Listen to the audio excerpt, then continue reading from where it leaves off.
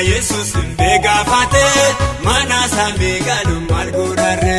seera maaroo Yesus itti hime kanneen daa'imummaan eegaa ture haga qabeenya beemaqaadhaa'e fuulli isaa kaduraa jelee baay'ee hin dabalu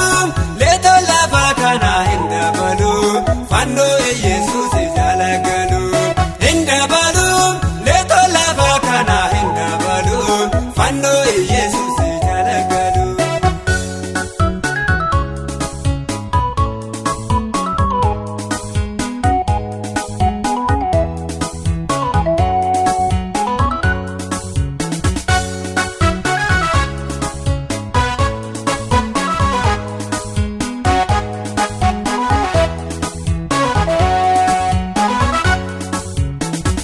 Gamaddu kakiya buutu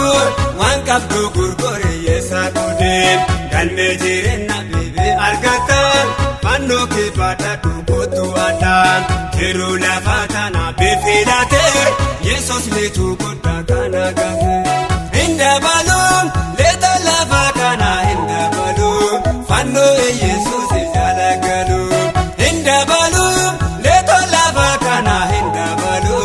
fannoo Yesus.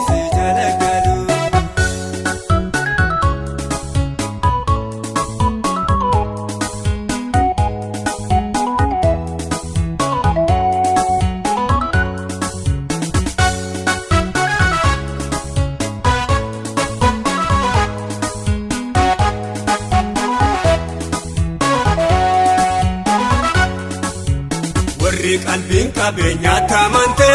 jiruu lafa tanaa dhudhumatte gaaraaf dureessa beewwaniif bikkee